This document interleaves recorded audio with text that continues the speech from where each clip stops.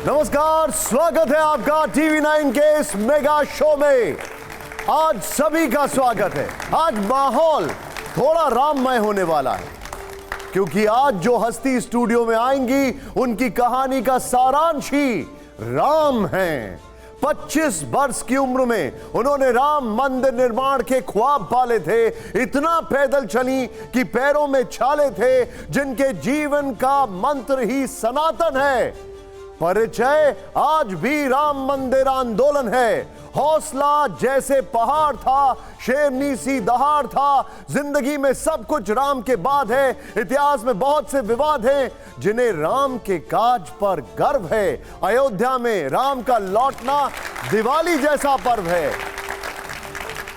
विचारधारा से न समझौता है न सौदा है। आजकल हजारों बच्चों की मां यशोदा है। आज राम भक्ति में गला थोड़ा भरा है। लोग कहते हैं दीदी मां है, लेकिन परिचय साध्वी ऋतंबरा है। जोरदार तालियों से स्वागत करिए राम मंदिर आंदोलन के सबसे बड़ी नायिकाओं में से एक, वीएचपी की नेता, कृष्ण और राम भजनों की सुरीली आवाज, तेज तर्रार प्रवक्ता साध्वी ऋतंबरा का।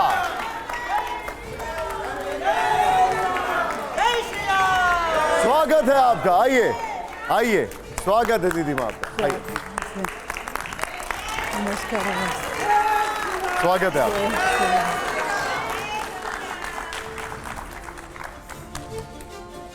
स्वागत है आपका। बहुत बहुत आभार। हमारे सीनियर 5 एडिटर्स यहां पर हैं। 1990 में आप एक नारा लगाती थी, सौगंध राम की खाते हैं, मंदिर वहीं बनाएंगे। अयोध्या में भव्य राम मंदिर बन गया है। साध्वी ऋतंबरा की सौगंध पूरी हो चुकी है? निश्चित रूप से सौगंध पूरी हो गई। निशांत संकल्प पूरे हो गए, साधना सिद्ध हो गई और सपने साकार हो गए। पूरा विश्व राममय हो गया और हम सबकी जवानियां, तरुणाइयां, ऊर्जा और मेरे कारसेवकों का बलिदान, संतों का तप, संकल्पवानों के संकल्प सब पूरे हो गए, क्योंकि 22 जनवरी को राम अयोध्या आ रहे। राम मंदिर की तस्वीरें देखकर क्या भाव आए सबसे पहले आपके मन में? राम मंदिर की जो तस्वीर है ना निशांत, वो तो पहले ही हृदय में बसी हुई थी। क्योंकि जब हम रामशिला पूजन के लिए गली गली गांव गांव गए, तो वो शिलाएं अक्षतों से और कुमकुम से ही पूजित नहीं थी। उसमें श्रद्धा के आंसू सम्मिलित थे। आस्थाओं के प्रवाह ने पुष्पों की उस पे वर्षा की थी। तो वो शिलाएं चित्त में बैठी थी और वो एक एक शिला जुड़कर कैसा भव्य मंदिर होगा, वो मंदिर भी चित्त में विराजमान था। लेकिन उससे भी ज़्यादा अयोध्या में भव्य मंदिर बन रहा है और ये हम सब लोगों के लिए बहुत आनंद का विषय है। जो तस्वीर आपके मन में थी, क्या वैसा ही मंदिर है? मन में क्या होता है निशांत, कि मन में जो कल्पनाएं होती हैं, भावनाएं होती हैं, उसमें ना कभी हम शब्द नहीं दे पाते। अब मैं कैसे व्यक्त करूं? गूंगे ने गुड़ खा लिया, अब उसका स्वाद तो अनुभव कर रहा है, पर उसको व्यक्त करने के लिए उसके पास शब्द नहीं है। ऐसी भव्यता और ऐसी दिव्यता के साथ राम मंदिर बना है और मेरे राम लला विराजमान हो जाएंगे तो सारा कुछ सार्थक हो जाएगा और सुंदर हो जाएगा। दीदी, आपका संघर्ष जो है वो बहुत लंबा चला है। 1990 में आप मीलों पैदल चली, लाठियां खाई, गोलियां झेली, मुकदमे झेले। कुछ पुराने किस्से तो याद आ ही रहे होंगे आपको इस मौके पर। ऐसा कोई किस्सा जिसे आप अपनी कामयाबी मानती हो? कामयाबी ये थी निशांत के, मैं दिल्ली से चली थी और भेष बदला हुआ था और मुझे मालूम था कि भगवा भेष में तो वहाँ पहुँच नहीं पाऊँगी। तो रेलगाड़ी में बहुत सारे लोग बैठे थे, मैं भेष बदले हुए बैठी थी। लोग राम जन्मभूमि की बात कर रहे थे। क्या भेष था आपका? मैंने फिरोजी रंग का सलवार कुर्ता पहना था, बड़ा सा काजल लगाया था, लंबी चोटी बांधी थी, गोटे वाली चुन्नी ओढ़ी थी। पूरी ट्रेन में अयोध्या की चर्चा हो रही थी। उमा जी को हमने देखा था, उन्होंने बाल मुंडवा दिए थे अपने, आपने सलवार मैंने बाल भी मुंडवाए थे, साड़ियाँ भी पहनी है, एक बच्चे की माँ बनकर भी मैं परिस्थितियों से बाहर निकली हूँ। और एक कानपुर के पास डोहरू नाम की जगह है जिस गुफा में मैं छिपी हुई थी, वहाँ से जब पुलिस का दबाव आया तो वहाँ मैं दुल्हन बनकर घूंघट काटकर डोहरू के स्टेशन पे बैठी रही और पुलिस वालों की दगड़ दगड़ इधर उधर। मुझे याद आ रहा है आप शायद 25 वर्ष की आयु थी तब। हाँ, छोटी। तो मैं आपको ये एक बहुत सुंदर संस्मरण सुनाना चाहती हूँ निशांत, कि मैं विरोध करने लगी क्योंकि मैंने भेष बदला था। तो मैं कह रही थी अरे ये सब राजनीति है, मंदिर वंदिर कुछ नहीं बनना। तो वहाँ पे जितने भी यात्री यात्रा कर रहे थे उसमें से पीछे एक जना उठकर मेरे सामने आया, मुझे कहते कि आप हिंदुओं की लड़की हैं। मैंने कहा हाँ, तुम्हें कोई शक है? बोले आप मंदिर का विरोध कैसे कर रही हैं, और अगर आपने अपने दिमाग की खिड़कियां खोलनी है ना तो साध्वी ऋतंबरा का भाषण सुन लेना तो तुम्हारी अकल ठिकाने आ जाए। तो अब आप सोचो निशांत, उस समय मेरा हृदय और मेरे भाव कैसे थे। मैं भेष बदले हुए थी इसीलिए, फिर बाद में, पर मैं उस समय अयोध्या जाने में सफल नहीं हो पाई। पुलिस ने मुझे अरेस्ट कर लिया था और मुझे फतेहपुर जेल में। आप पुलिस को चकमा देती कैसे थी वैसे, अब आप बता दीजिए। निशांत, जब मनसा वाचा कर्मणा व्यक्ति एक होता है ना, जब उसके पास कोई छिपा एजेंडा नहीं होता, जब वो सोचता है कि मेरा सब कुछ मेरे राम के लिए है, राम जी करा रहे हैं, राम जी का काम है, राम जी के काम में काहे का विराम है, जिंदा रहे तो जग जीवन ललाम है, मर भी गए तो रहने को स्वर्ग धाम है, हमको तो काम बस राम जी के काम से, राम जी का मंदिर बनेगा धूमधाम से। जेपी जी हमारे साथ हैं, आपको कोई किस्सा याद है साध्वी जी का? नहीं, मैं 1990 में मैं जब गोली चली मैं वहाँ पर था, पर जैसा कि साध्वी जी ने बताया आप तो पहुँची ही नहीं अयोध्या उस दिन, तो इसलिए ऐसा कोई किस्सा मुझको नहीं याद है जिसमें साध्वी जी रही हों। हाँ, ये बात ज़रूर है कि गोली जब चली उस समय क्या था वो सब किस्से ज़रूर याद है। आपसे तो हमारी भेंट नहीं हुई कभी। जी जी। आप पहली बार आज मिल रहे हैं। जी जी। और लेकिन आपके बारे में बहुत पता है जो समाचार पत्रों में पढ़ता रहा। जी राहुल जी। जी जी राहुल जी, सवाल आप। साध्वी जी, अभी इस समय माहौल पूरा राम में है, लेकिन इस सब के बीच में देश में कुछ लोग हैं जो कि माहौल को दूसरी तरफ ले जा रहे हैं और मंदिर को लेकर के तरह तरीके की बातें कर रहे हैं। ये भी कहा जा रहा है खासतौर से अल्पसंख्यक समुदाय के लोग कि 20 से 25 तारीख तक सफ़र मत कीजिएगा, कोई अनहोनी हो सकती है। आज ही एक स्टेटमेंट आया है कि बम विस्फोट तक कराया जा सकता है। देखिए राहुल जी, इस देश के अंदर अयोध्या आंदोलन से लेकर आज तक कुछ विरोधी स्वर हमेशा ही इसके विरुद्ध चलते रहे। भारत की भावनाओं को, भारतीय जनमानस के मन को नहीं समझा गया। वो तुष्टीकरण की राजनीति थी या संकुचित विचारधारा थी।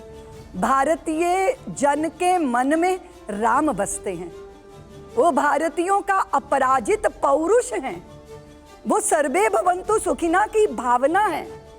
हमारे जीवन में बहुत दोपहरी आती हैं दुखों की, और जब दुख की दोपहर हमें जलाती है तब श्री राम के नाम का आधार ही हमें शीतलता देता है।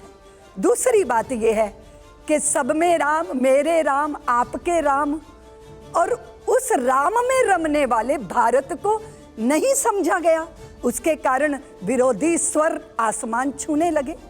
लेकिन उसके बाद एक व्याकुलता, एक तड़प, एक अंदर से ऐसा संकल्प कि ये अच्छा नहीं है, ये उचित नहीं है।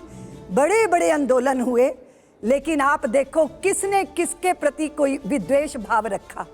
लेकिन राम मंदिर के विरुद्ध बोलना, ये मैं समझती हूँ परम सत्ता के विरुद्ध बोलना है।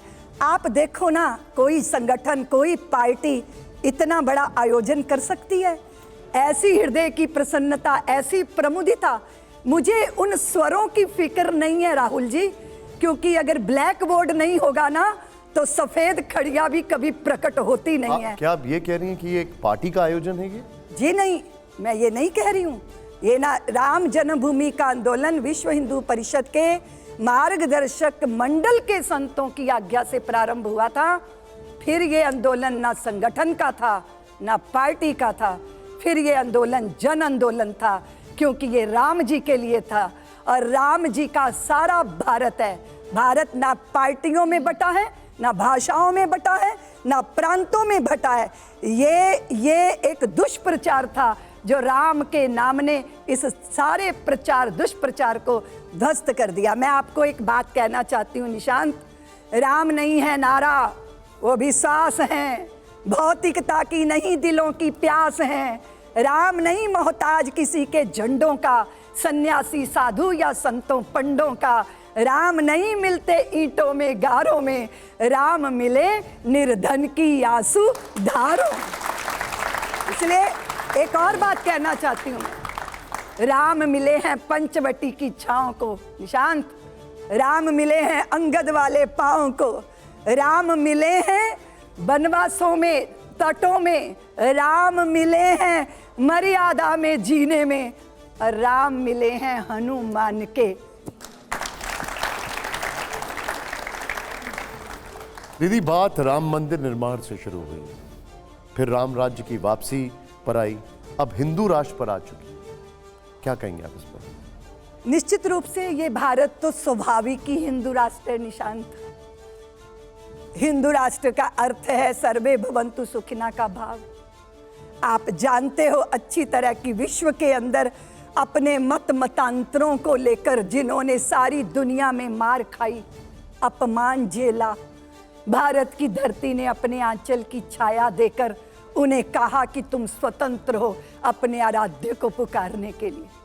क्योंकि भारत ही वो विचार है जो सारी चराचर सृष्टि में एक ज्योत का दर्शन करता है, एक भाव को देखता है। चींटी से लेके ब्रह्मा तक में एक ही परम सत्ता का दर्शन करता है। ये भारतीय विचार है जो शैया से नीचे उतरने से पहले धरती को प्रणाम करके कहता है, समुद्र वसने देवी पर्वत स्तन मंडले विष्णु पत्नी नमस्तुभ्यम पादिस्पर्शम क्षमस्व में माँ, तू मेरी माँ है, मैं तुझ पे पैर रख रहा हूँ, मेरी धृष्टता को क्षमा कर देना। ये भारतीय विचार है, ये हिंदू विचार है कि यहाँ की स्त्रियां जब सैर करने जाती हैं तो आधे टूटे चावल और चीनी मिला के ले चलती हैं, ताकि मार्ग में चींटियों के घर मिलेंगे तो उनकी वे भोजन की व्यवस्था करनी है। निशांत, ये भारतीय हिंदू सनातन है, जहाँ पहली रोटी गाय की बनती है और आखिरी रोटी कुत्ते की बनती है। ये वो धरती है जो सर्वे भवन्तु सुखिना के मंत्रों का जाप करती है निशांत।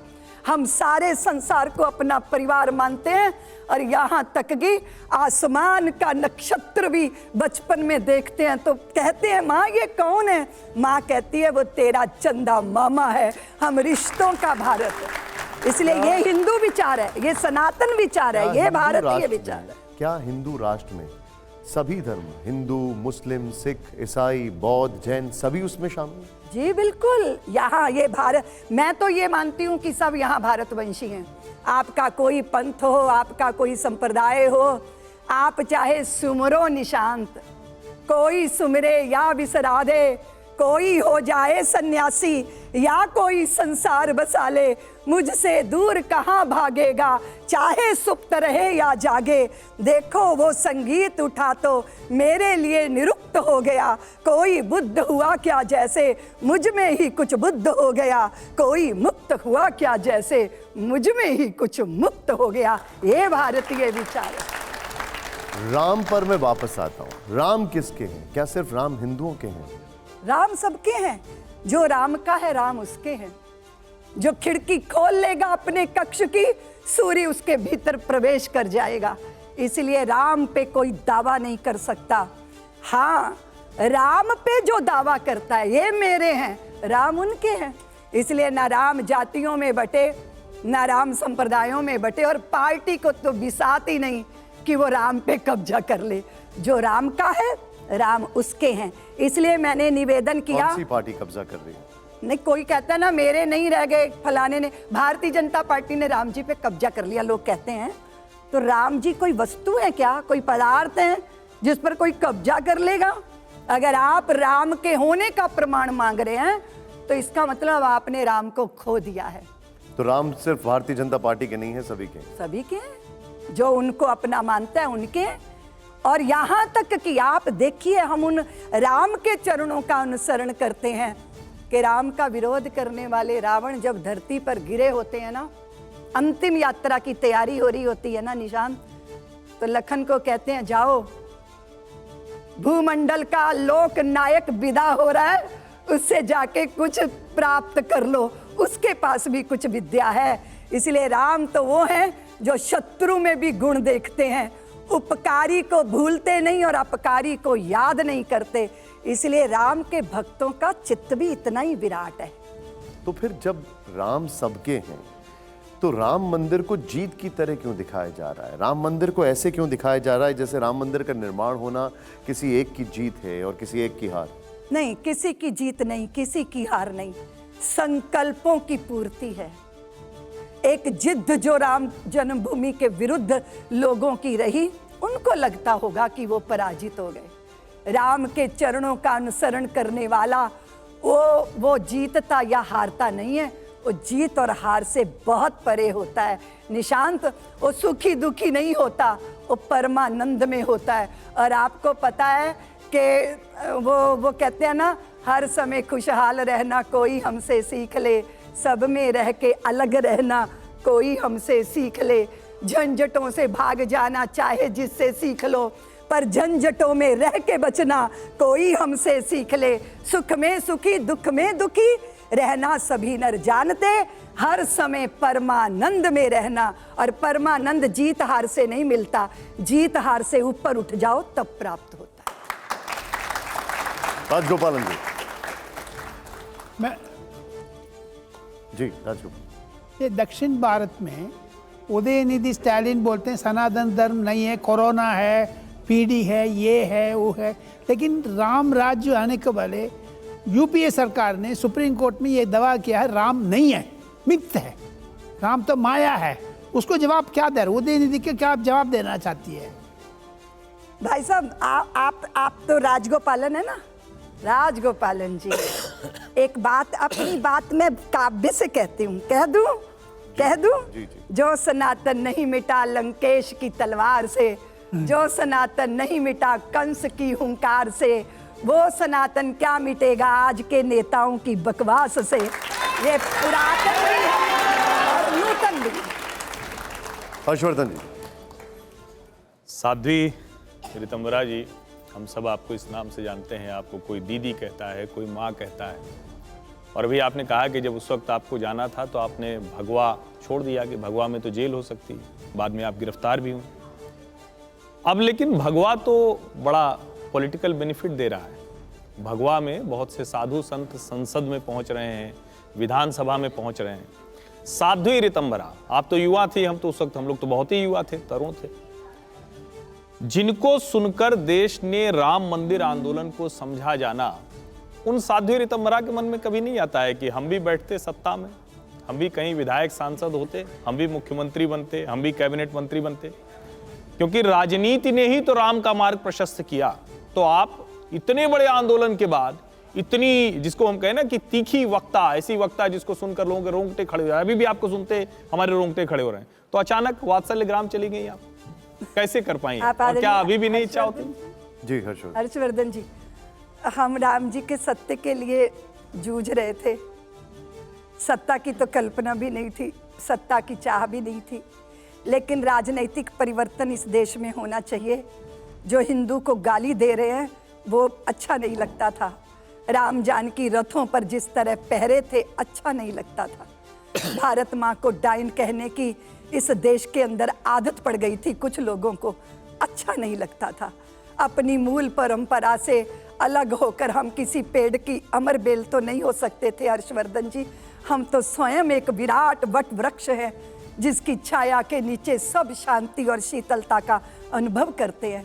क्योंकि मैं मनसा वाचा कर्मणा श्री राम जन्मभूमि मुक्ति आंदोलन के लिए एक गिलहरी की भूमिका निभा रही थी और मेरे गुरुदेव का इतना ही आदेश था।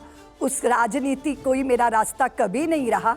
हाँ, मैंने विश्व हिंदू परिषद के मंच पे जन्मभूमि के आंदोलन का काम किया, तो सभी लोगों ने मुझे बहुत अलग अलग तरह के टाइटल भी दिए हर्षवर्धन जी, बहुत उपेक्षा झेली, अपमान झेले, आज भी दुनिया में कहीं जाती हूँ तो 8-8, 9-9 घंटे मेरी चोरों की तरह तलाशी होती है।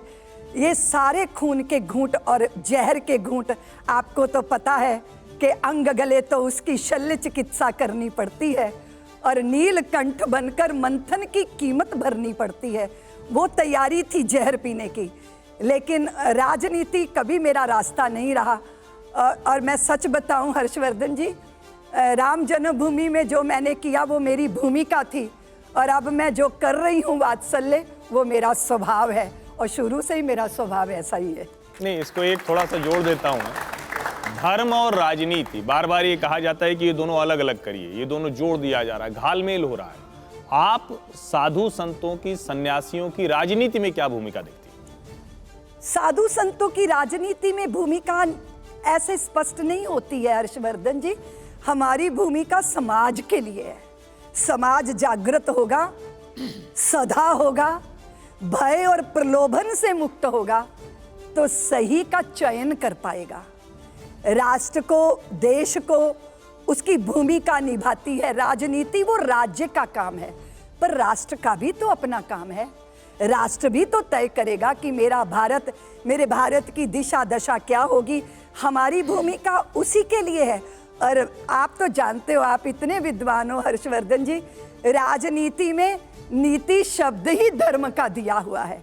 राजनीति का अर्थ है कि आप सबका कल्याण करो, सबके मुख पे मुस्कान लाओ। अंतिम व्यक्ति को भी लगना चाहिए कि मैं भी महत्वपूर्ण घटक हूँ इस देश का।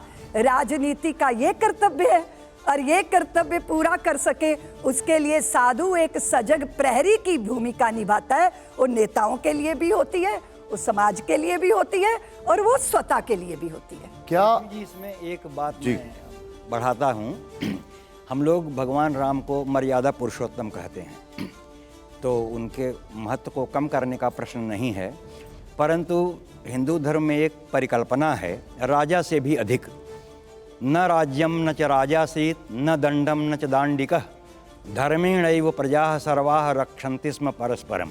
ये कि ऐसा युग था कि न कोई राजा था न राज्य था, केवल धर्म के कारण लोग एक दूसरे की रक्षा किया करते थे।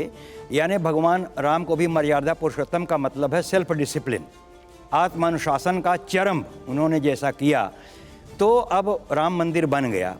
इससे आगे यह अवधारणा हो लोगों में, क्योंकि स्पिरिचुअलिटी आए, जो हिंदू धर्म का अंतिम लक्ष्य है, उसका रास्ता क्या है यहाँ से आगे। तो वो मैं आप शुक्ल साहब, आपने सही मर्म को छुआ है।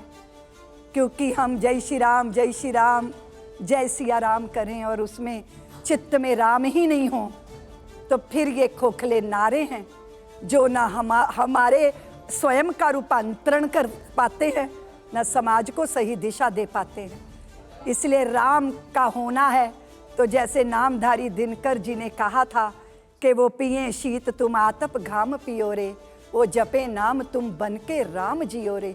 उसका मार्ग तो यही है कि हमारा जीवन रूपांतरित हो, अधोगामी यात्रा ऊर्ध्वगामी हो। हम राम जी की सभ्यता को, भद्रता को, मर्यादा को, पितु भक्ति को, गुरु भक्ति को, मित्र के प्रति प्रेम आग्रह को सब अपने जीवन में धारण करें। इसलिए हम जगह जगह एक ही बात कहते हैं शुक्ल साहब कि रामचरितमानस पढ़ते तो राम तुम्हें भी बनना होगा, चलो राम के पद चिन्हों पर अब इतिहास बदलना होगा। और इसके लिए सबको सन्नद्ध होना होगा। एक एक व्यक्ति को मर्यादित जीवन, नहीं तो हम एक अराजक भीड़ की तरह जब व्यवहार करते हैं तो लगता है कि हम कहाँ जा रहे हैं। इसलिए धर्म अध्यात्म में बदलना चाहिए। और आपने सही कहा, धर्म का अर्थ मात्र छोटी पूजा पाठ नहीं है। धर्म का अर्थ, मैं साधु हूँ तो मैंने भगवा धारण कर लिया तो ये मेरी साधुता का प्रतीक हो सकता है, साधुता नहीं है। सब पुतले हैं हाड़ मांस के, अंतर्निहित भाव होता है। कुछ उज्जवल आलोकित रवि से कुछ में कुछ दुराव होता है। कोई दस्तावेज नहीं है इसको परिभाषित करने में, संत व्यक्ति या वस्त्र नहीं है, वो तो बस स्वभाव होता है, स्वभाव में साधुता, स्वभाव में रामत्व, स्वभाव में मर्यादा, थोपी हुई नहीं, पाउडर की तरह लपेटी हुई नहीं। इसीलिए वो जो प्रभाव में आके हम प्रभावित होते हैं या अभाव में आके हम दीनहीन बनते हैं, इन दोनों से मुक्त होके हमें स्वतः के स्वभाव में विराजमान होना होगा, तब इस राम राज्य की कल्पना भारत में हम पूरी कर सकते हैं। आपने जो बताया उसके बाद मेरे मन में एक सवाल है, और ये सवाल शायद बहुत सारे लोगों के मन में है। देश में बहुत से लोगों का मानना है कि राम मंदिर का श्रेय प्रधानमंत्री नरेंद्र मोदी को दिया जाना चाहिए। जिस मुस्तैदी से अदालत में पैरवी की गई, जिस रफ्तार से मंदिर का निर्माण हुआ, उसके लिए नरेंद्र मोदी जी बधाई के पात्र हैं। आप भी ऐसा मानती हैं? निश्चित रूप से निशांत जी, वर्षों वर्षों आंखें तरस रही थी, लखनऊ का वैभव देख रहे थे हम, अयोध्या की श्रीहीनता। किसी देश के प्रधानमंत्री ने अयोध्या जाना स्वीकार नहीं किया। अब ये तो भाग्य की बात है, कोई अपने भाग्य को सौभाग्य में बदल दे। देश के प्रधानमंत्री नरेंद्र भाई मोदी ने भारतीय जन के मन की भावना को समझ लिया और वे भूमि पूजन करने गए, वहां दंडवत प्रणाम किया, कोटि कोटि हृदय आनंद में विभोर हो गए। तो ये श्रेय तो उनको जाता है कि इसमें उन्होंने अयोध्या को धन्य नहीं किया, उन्होंने स्वतः को धन्य किया। और ये तो कोई भी कर सकता था, क्योंकि निशांत, जिंदगी हमेशा दोराहे पे खड़ा करती है। आप जो रास्ता चुन लेते हो वही आपका भाग्य बन जाता है। प्रधानमंत्री जी ने अपना भाग्य बना लिया, अयोध्या में जाके दंडवत प्रणाम करके, और अब राम जी के प्राण प्रतिष्ठा में भागीदारी करके निश्चित रूप में उन्होंने भारतीयों के मन को छू लिया है। लेकिन एक पक्ष ऐसा भी है जो कहता है कि राम मंदिर का श्रेय कांग्रेस को भी मिलना चाहिए। राजीव गांधी ने ताले खुलवाए। बहुत से लोग मानते हैं कि बाबरी विध्वंस में नरसिम्हा राव जी की मौन सहमति थी। 6 दिसंबर की घटना के 36 घंटे तक नरसिम्हा राव ने कोई एक्शन तक नहीं लिया। राम काज में कांग्रेस का भी योगदान है, बहुत सारे लोग कहते हैं। मैं तो कह रही हूँ सबके योगदान है। आज हम सफलता की सिद्धि के द्वार पर खड़े हैं, इसके लिए सबको श्रेय जाता है, जो पक्षधर थे वो भी और जो विरोधी थे वो भी। लेकिन मैं स्मरण करूंगी निशांत उन कार सेवकों का, मुझे उन माताओं को याद करने जिन्होंने अपनी कोख के लाल न्योछावर किए हैं। मुझे उन बहनों को श्रेय देना है जिन्होंने अपनी रक्षा सूत्र जिस कलाइयों पे बांध थी वो कलाइयाँ खो दी हैं। मुझे उन माताओं के मांग को श्रेय देना है जिन्होंने उन मांगों को सिंदूर से रिक्त कर लिया और तिलक किया था, लहू का अयोध्या भेजा था। इसलिए वो कार सेवक थे, वो संत थे, वो विरक्त तपस्वी संत थे, उन सब संकल्पधारियों को और वो नमस्कार के, वो प्रणामों अभिवंदनों के अधिकारी हैं निशांत। उन्होंने खोई अयोध्या की खोई गरिमा लौटाई थी निशांत, और हम सब लोगों के संकल्पों को दृढ़ता दी थी कि राम जी के लिए अगर प्राणों को भी न्योछावर करना पड़े तो वो भी बहुत छोटी कीमत है। इसीलिए उनको ये श्रेय जाना।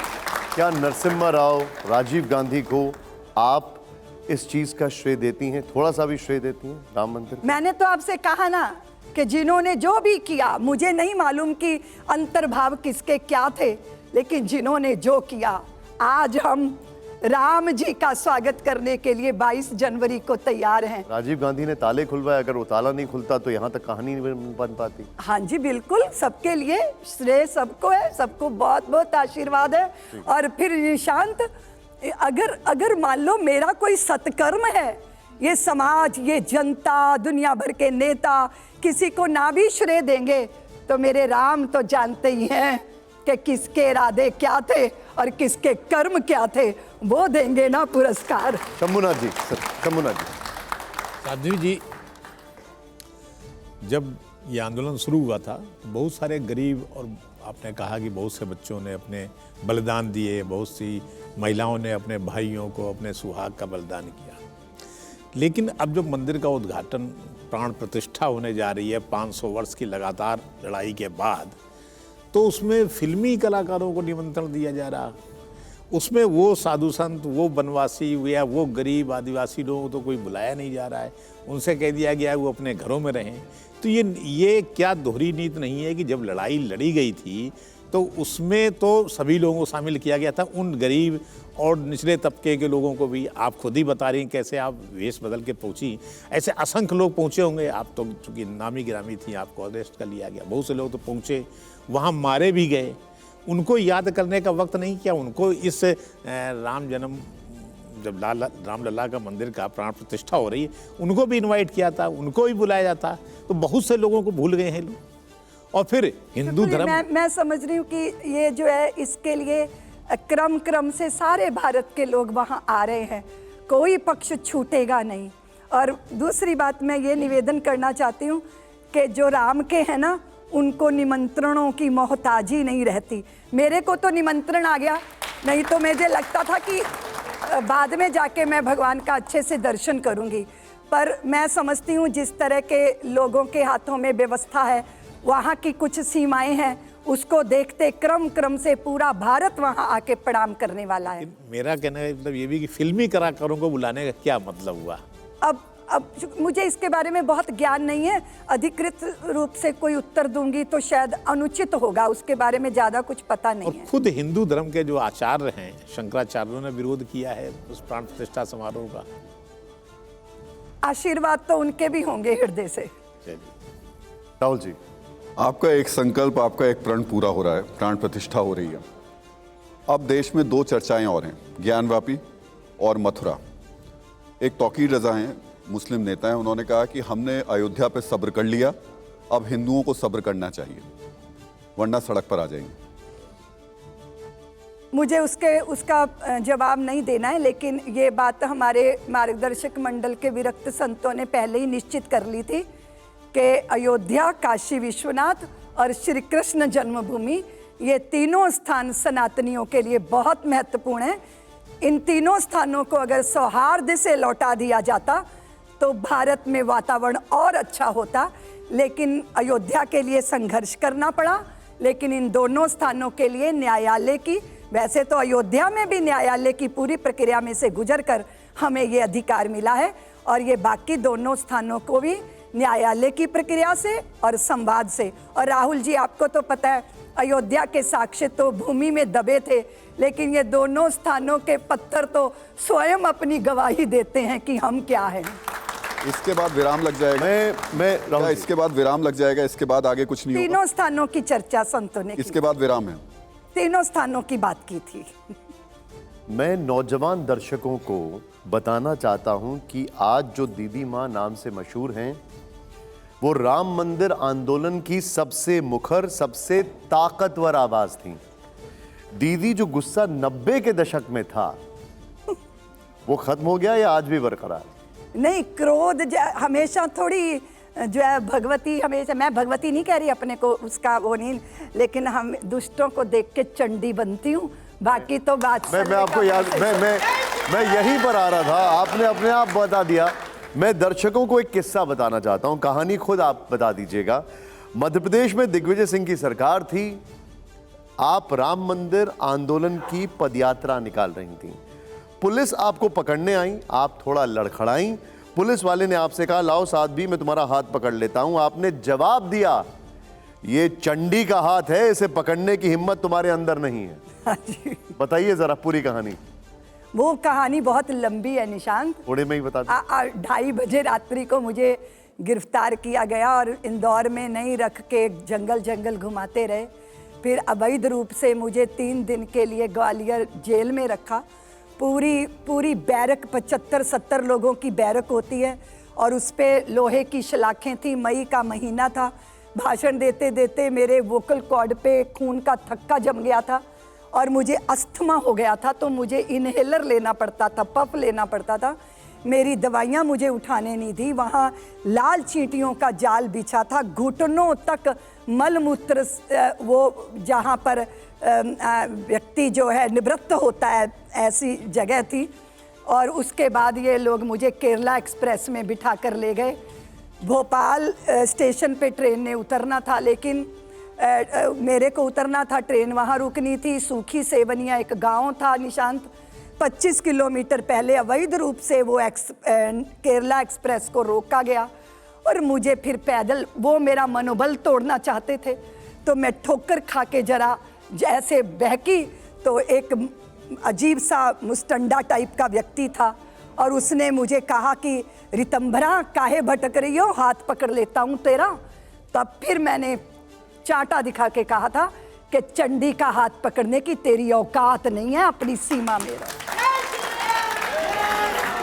दीदी आप एक कवित्री भी हैं, हम चाहते हैं कि अब वहां पर मैं एक रैपिड फायर राउंड करूंगा और आप जवाब एक कवित्री की तरह दें। आपको कुछ तस्वीरें मैं दिखाऊंगा जिन्हें देखकर आपके मन में जो पहला भाव आएगा आप वो हमें बताइएगा, जो पहला भाव। आइए जोरदार तालियां हो रैपिड फायर राउंड के लिए। मैं उस तरफ आ रहा हूं, मैं यहां पर आपको कुछ तस्वीरें दिखा रहा हूं, आपके मन में जो पहला भाव आए दिखाइए जरा। पहली तस्वीर अशोक सिंघल जी, पहला भाव आपके मन में।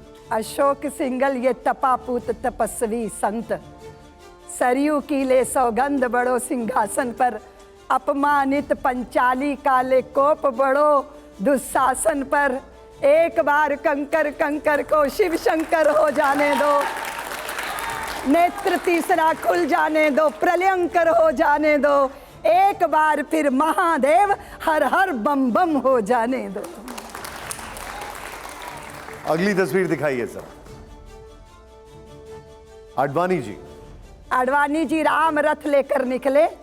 राम रथ यात्रा में जब वो राम रथ अग्रसर हो रहा था तो दिशाएं चरणों में झुक रही थी, आसमान बुलंद था, जय जय श्री राम के नारे चारों तरफ थे निशांत।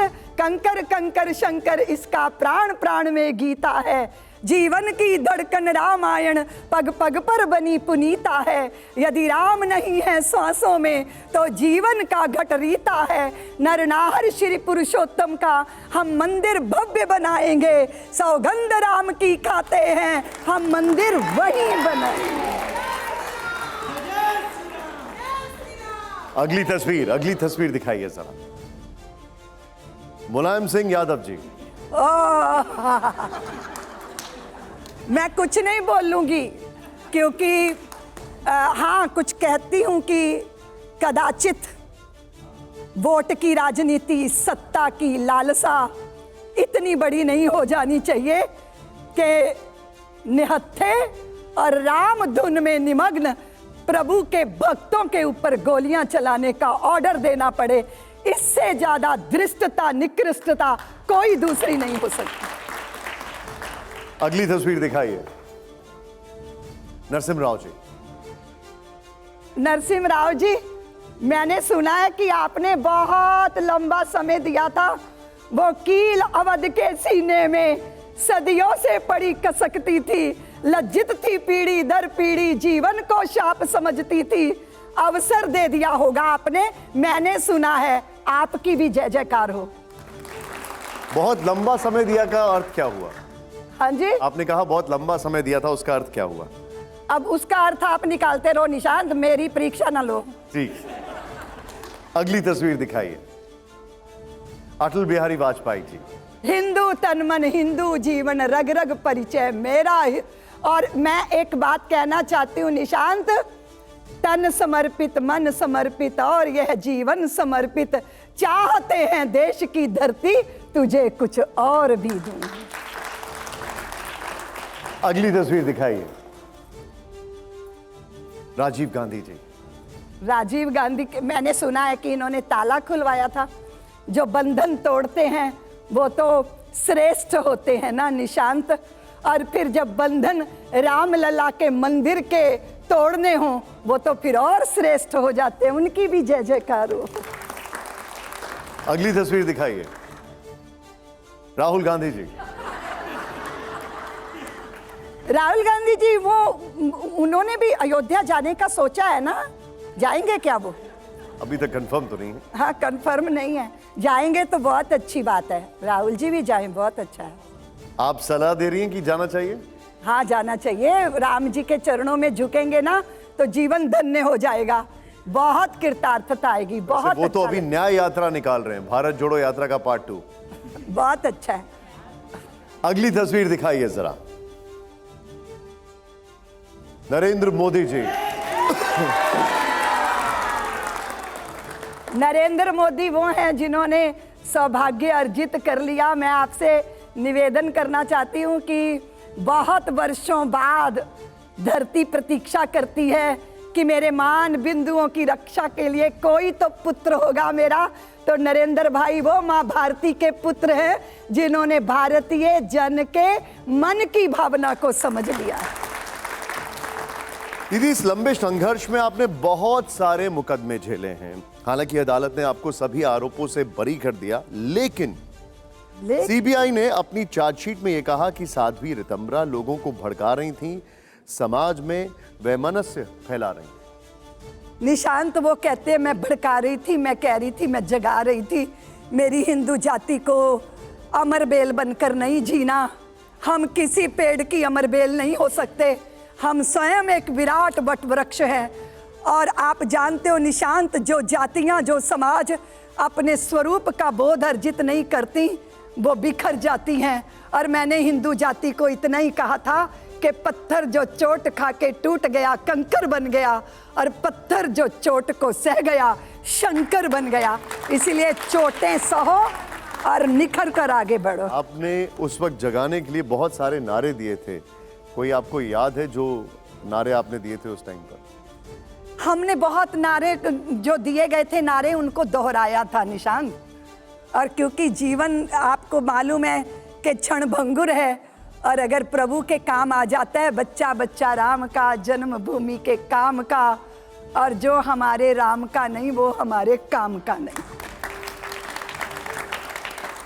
आपने कहा कि आप लोगों को जगा रही थी, लेकिन आपने राम कथा कुंज में नारा दिया कि अगर सरयू का पानी लाल भी हो जाए, क्या कहेंगे आप उस पर? मैंने पहले ही निवेदन कर दिया कि अमृत बिना मंथन के संभव नहीं है निशांत। और अमृत पहले कीमत चुकवाता है अपनी। जहर पीना पड़ता है, बलिदान देना पड़ता है, किसी भी उपलब्धि की कीमत चुकानी पड़ती है। और मेरे राम के लिए मेरे प्राणों की भी कीमत कम है। ये सब राम भक्तों का संकल्प था। नहीं, लेकिन फिर एक बात बताइए दीदी, ये तो फिर ये कैसा जगाना हुआ कि जब आप ये कह रही हैं कि अगर सरयू का पानी खून से लाल भी हो जाए तो पीछे मत हटना? तो कौन पीछे हटा? क्या मेरे कुठारी बंधु पीछे हटे? एक भाई का बाह पकड़कर भीतर ले जा रहा था, दूसरा भाई छाती पे जो गोलियां झेल ली, क्या पीछे हटे? अशोक सिंघल जी नेतृत्व कर रहे थे हमारा, माथे पे पत्थर लगा, रक्त की धार बही, तौलिया यूं ही रख लिया, धारें बहती रही, क्या पीछे हटे? अपनी अंजलि, और चाहे जलांजलि थी चाहे रक्त की अंजलि थी, और राम जन्मभूमि को समर्पित थी। संकल्प जब विकल्प रहित होता है निशांत, उसकी कोई भी कीमत, सीमा पे खड़ा मेरा प्रहरी या तो तिरंगा फहरा के आता है या फिर तिरंगे में लिपट के आता है, और यही कीमत होती है जो चुकानी पड़ती है। क्या आप ये कह रही हैं कि ये नारा भड़काने वाला नहीं था, जगाने वाला था? ये संकल्प का नारा था निशांत, ये निष्ठा का नारा था, ये श्रद्धा का नारा था, ये जिद्द थी, ये एक दृढ़ता थी अपने हक के लिए, अपने अधिकार के लिए।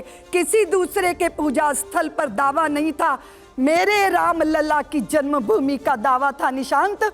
और क्यों था उसके पीछे आपको मालूम है? लखन ने कहा भैया थोड़ा सा तो देख लो, लंका के वैभव को देख लो, लंका के सौंदर्य को देख लो, स्वर्णमयी लंका है भैया, एक बार तो देख लो। राम जी ने कहा नहीं लखन, बहुत सुंदर होगी लंका, लेकिन मेरी जननी और मेरी जन्मभूमि से सुंदर संसार में कोई दूसरी चीज नहीं हो सकती। आपका एक और नारा था, एक धक्का और दो, बाबरी मस्जिद तोड़ दो।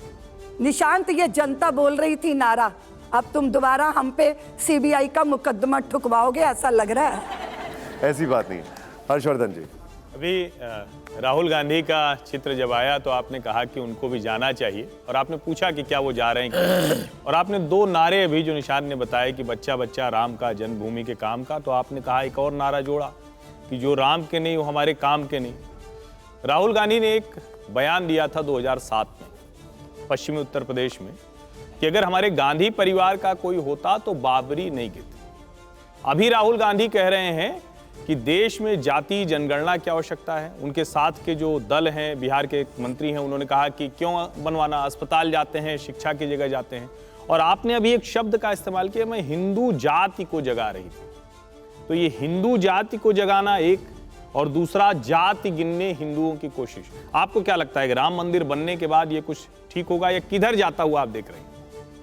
हर्षवर्धन जी, आप समझ रहे हैं, आप जानते भी हैं कि राम जो है वो दीनों दलितों के, धोबियों, निषादों के परित्यक्ता, बहुत शब्द पीड़ा देता है हर्षवर्धन जी।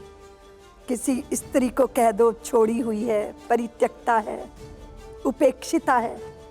मेरे राम उसकी कुटिया में जाके खड़े होते, पत्थर नहीं बन गई थी वो, समाज के उलाहने झेलते झेलते पत्थर जैसी हो गई थी। और राम उसकी कुटिया में जाके कहते हैं, माँ उठो, अपने स्वरूप को पहचानो। तो ऐसे प्रभु श्री राम जो गुह को श्रृंगवेरपुर का राजा बना के फिर स्वयं युवराज पद को स्वीकारते हैं, वो श्री राम हम सब को एक ही नाम बांध सकता है हर्षवर्धन जी। कोई छोटा बड़ा नहीं, उच्च कुल में पैदा होकर निम्न कर्म करने वाला ऊंचा नहीं होता।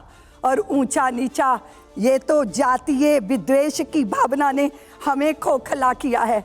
और हम समझते हैं कि जब तक पूरा भारत एकात्मता के सूत्र में नहीं बंध जाता, इसलिए हर व्यक्ति, अगर इतने सारे लोगों के चित्त में हीन भावना होगी तो कैसा राम राज्य। अगर मेरा बचपन कचरे में से, कूड़े में से जो है अन्न बीन के खाएगा तो कैसा राम राज्य। मेरी स्त्रियां बांझ, परित्यक्ता, छोड़ी गई, इन शब्दों से मेरे नन्हे बच्चे अवैध, नाजायज, अनाथ, इन शब्दों से कलंकित किए जाएंगे तो कैसा राम राज्य। इसलिए राम मंदिर तो प्रारंभ है हर्षवर्धन जी। राम राज्य के लिए समरसता चाहिए, प्रेम चाहिए, स्नेह चाहिए, गली गली में, जन जन के मन में प्रेम का साम्राज्य चाहिए। उसके लिए लगातार ऋतंभरा तो समर्पित है। आप जानते होंगे कि मेरे लिए ये था कि मैं अमेठी से जाके चुनाव लड़ूं, पर मैं जानती थी कि मेरा मन क्या चाहता है। मैंने उन छोटे बच्चों के बीच में बैठना स्वीकार किया हर्षवर्धन जी, जो कचरे के ढेर पर फेंके गए। मुझे लगा कचरे में कचरा ही नहीं, कंचन भी होता है। उनको दया नहीं, प्यार चाहिए। और मैं फिर ऋतंभरा से दीदी माँ कब बन गई ये भी मुझे पता ही नहीं चला।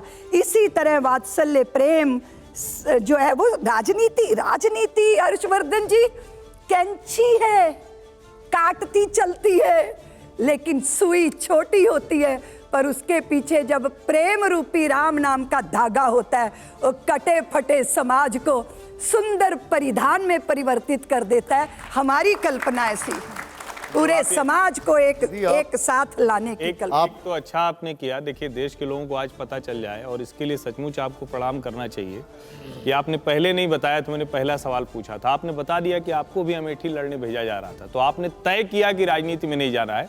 ऐसे साधु संत थोड़ा कम होते हैं, तो मैं इसलिए आपसे वो सवाल पूछ रहा था कि साधु संतों की और राजनीति की भूमिका क्या है। लेकिन जो आप कह रहे हैं, यानी विपक्ष जो जातिवादी कैंची चला रहा है, राम नाम की सुई सब सिल देगी, सब ये जाति वाला सब ठीक हो जाए। जो मनसा वाचा कर्मना जब प्रयत्न होते हैं ना, जब राम जी चलकर स्वयं चले गए, वनवास गए, बन गए, देश को बना दिया, इसी तरह गली गली, गांव गांव सबके मन को छूने के प्रयत्न लगातार होंगे। और मेरा अभी हर्षवर्धन जी 60 वर्ष की हो गई हूँ मैं, तो मेरे गुरुदेव ने कहा, ऋतंभरा अब तुम समरसता का काम करोगे।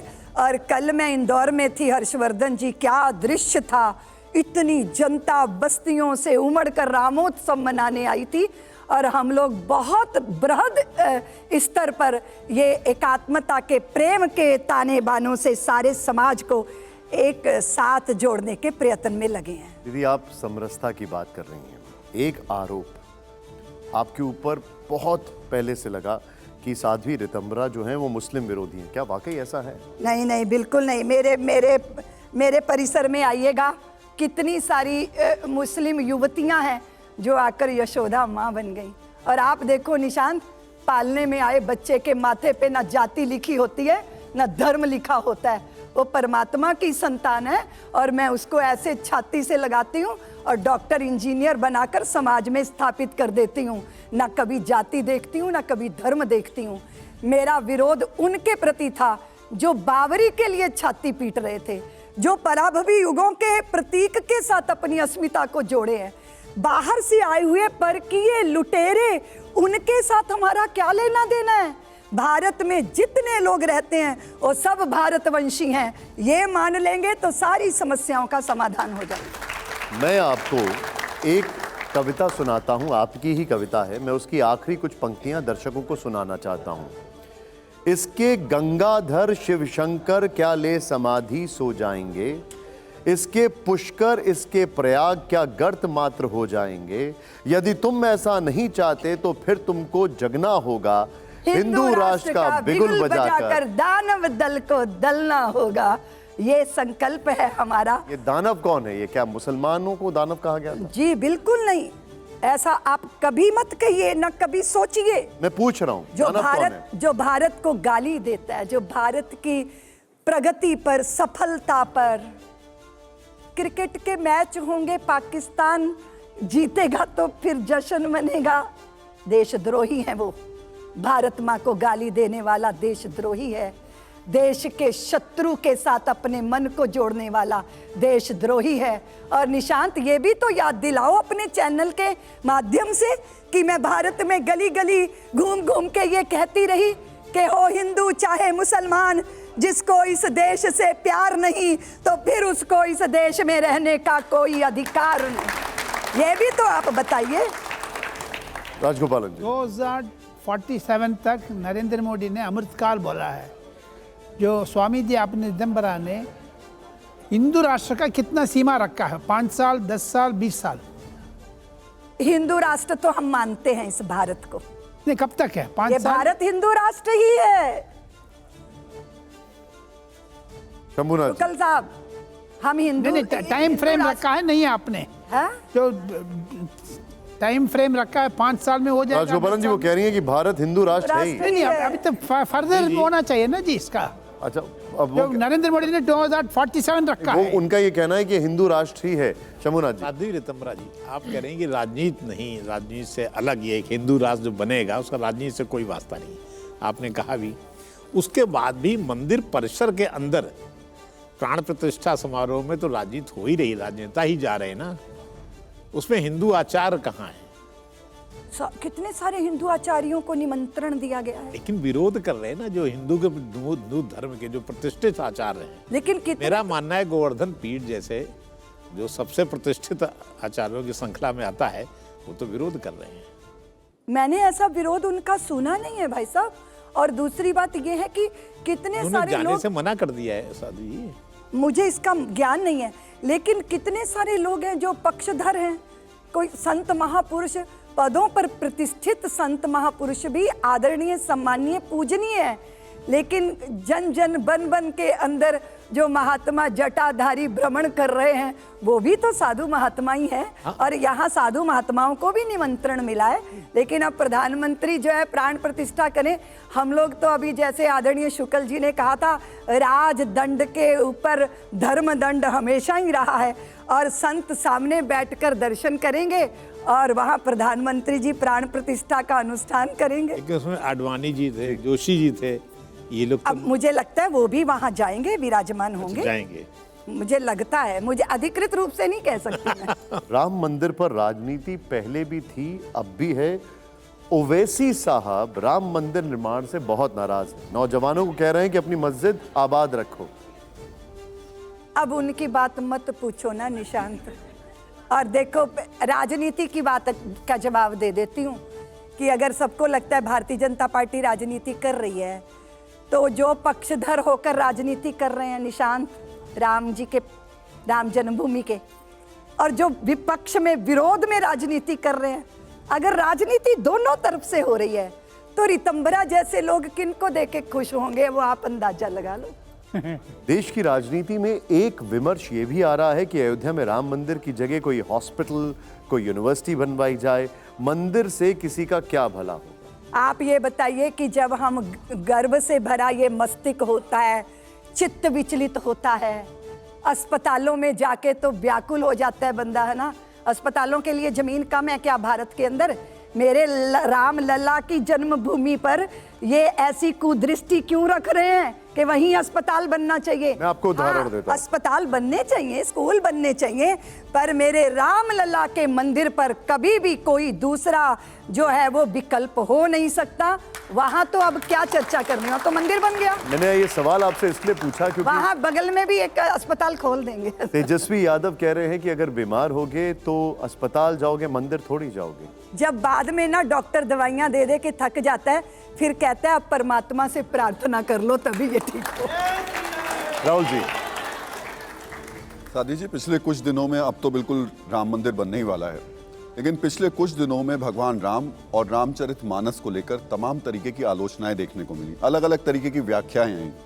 ढोल गवार शूद्र पशु नारी, इसकी व्याख्या अलग तरीके से की गई।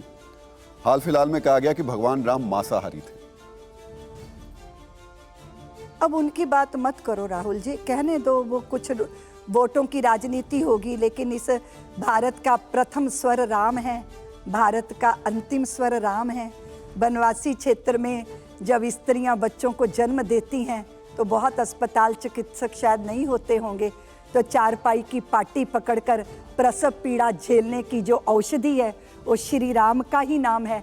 राहुल, आपको तो पता ही होगा, जो लोग ये विरोधी स्वर बोल रहे हैं उनके घर में भी जब बच्चे जन्मते हैं ना तो रामलला के ही सोहर गाए जाते हैं, और जब स्त्री लड़का लड़की दाम्पत्य सूत्र में बंधते हैं ना अग्नि की साक्षी में, तो राम जानकी के विवाह के गीत ही गूंजते हैं, और जब आपस में मिलते हैं तो राम राम। और जिसका मुख देखना नहीं ना चाहते कि सुबह सुबह कौन मत्थे लग गया, आज रोटी भी मिलेगी या नहीं, तब भी अंदर से आवाज आती है हाय राम ये कौन मत्थे लग गया। इसीलिए हर भाव में तो राम विराजे हैं, इसीलिए उनकी बात छोड़िए। हो सकता है उनकी कोई मजबूरी हो जो उनको ये सब कहना पड़ रहा है, लेकिन वो भारतीय भावना को नहीं समझते हैं। जन मन राम के साथ ही जीता है। और आप देखिए विश्व हिंदू परिषद का आंदोलन, अभी मुझे जब धन इकट्ठा करने, ये क्या था, जब हम जा रहे थे रामशिला के लिए, कुछ मुझे नाम याद नहीं रहता। सोचो राहुल जी, इतनी छोटी सी गली मुंबई की, एक जना ही निकल सकता था, दो निकल नहीं सकते थे। इतने 85 साल के बुजुर्ग राहुल जी अपनी कुटिया कोठड़ी में से निकले, 50 रुपए का मुड़ा तुड़ा नोट मुझे पकड़ा के बोले रितंबरा मैं देख लूंगा ना मंदिर, बन जाएगा ना मंदिर मेरे जीवित रहते। ये है भारत। इस भारत को समझना चाहिए, और जो समझ जाएगा उसका कल्याण हो जाएगा, जो नहीं समझेगा डूबना उनकी नियति है। आपने एक जी आप कह रहे हैं कि उस आदमी ने कहा कि राम मंदिर बन जाए मेरे जीवित रहते, लेकिन 40 साल पहले एक माहौल था कि मैं जिस क्षेत्र का रहने वाला हूँ वहाँ मुस्लिम औरतें भी गाना गाती थी सोहर में, अल्लाह मियाँ हमरे भैया को दियो नंदलाल, या आमना बीबी के घर पैदा भय नंदलाल। तो ये जो समरसता थी 40-50 साल पहले, वो अब ख़त्म हो रही है। अब मुसलमान और हिंदू परस्पर एकदम शत्रु की तरह देख रहे हैं। अभी निशान जी ने ओवैसी का उदाहरण दिया था, आपने उसको टाल दिया। खैर, तो ये माहौल क्यों बन गया? अगर राम जी को हम मानते हैं, राम जी तो भाई इकबाल ने भी कहा है कि राम को इमामे हिंद कहा है, सभी लोग कह रहे हैं, फिर अचानक राम जी को खल की तरह कैसे प्रस्तुत कर दिया गया एक समुदाय में? नहीं, खलनायक कैसे हो सकते हैं? नहीं, एक समुदाय तो जिस तरह से, और अगर हम कुछ नेताओं के वक्तव्यों को आधार बनाकर चर्चा कर रहे हैं तो ऐसा नहीं है। बहुत सारा मुस्लिम समाज, अभी आप देखो शुक्ल जी, मैं मुंबई इंदौर के एयरपोर्ट पे थी, कुछ लोग हज करने के लिए जा रहे थे, तो एक महिला थी बुरके में, दौड़ के आई, दीदी माँ, यूं कह के मुझे बाहों में भर लिया।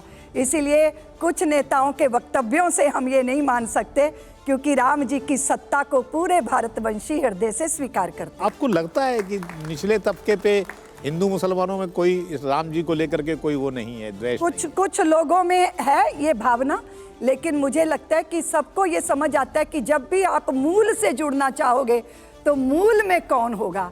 राम और कृष्ण ही मूल में हो सकते हैं।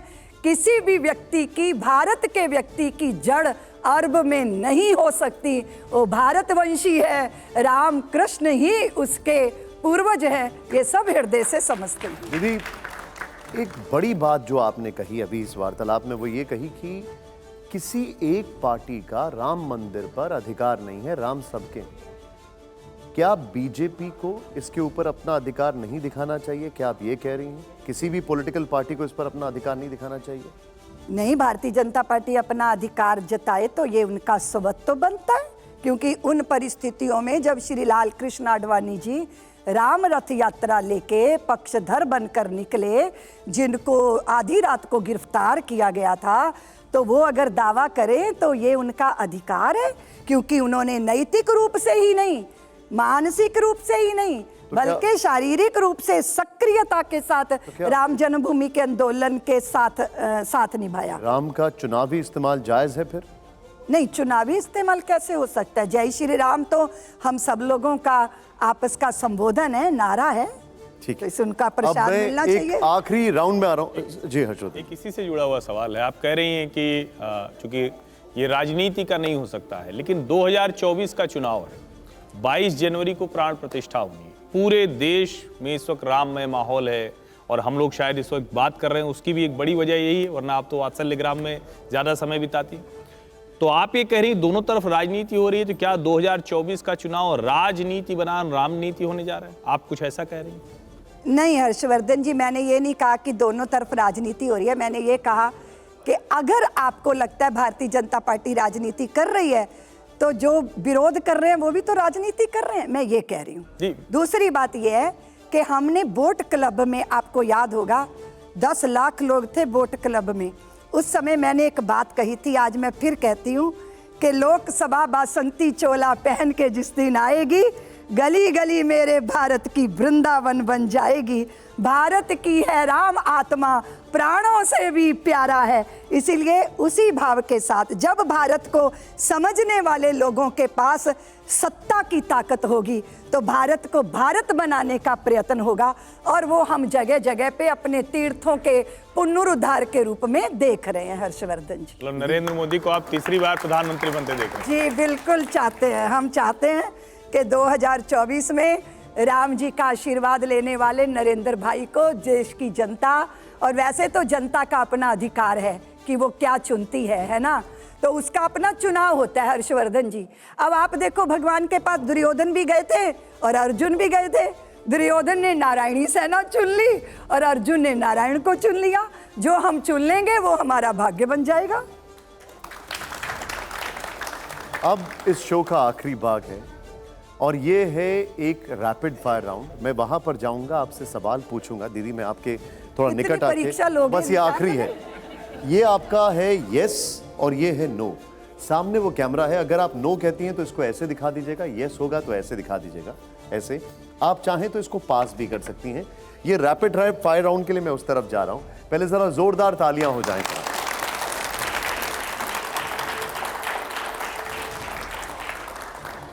मेरा पहला सवाल आपसे यह है, दिखाइए जरा, भारत हिंदू राष्ट्र घोषित होना चाहिए, यस या नो? मेरा दूसरा सवाल, दिखाइए जरा, संविधान से सेकुलर शब्द हटाया जाना चाहिए। हमारा तीसरा सवाल, मथुरा काशी के लिए भी आंदोलन की जरूरत है? नहीं, क्योंकि संवाद और न्यायालय से होगा। नहीं के लिए आपको रेड करना पड़ेगा। ऐसा नहीं कर सकती? जी कर सकते हैं जी। अगर जरूरत पड़े तो आंदोलन, नहीं तो न्यायालय से। अगला सवाल, पूजा स्थल अधिनियम 1991 को बदलना जाना चाहिए? यस। अगला सवाल हमारा, जरा दिखाइए, देश के संसाधनों पर में मुसलमानों का बराबरी का अधिकार है? निशांत, आपको भी बाबरी याद आ रही है। बराबरी का अधिकार है, सबका बराबरी का अधिकार है, सबका।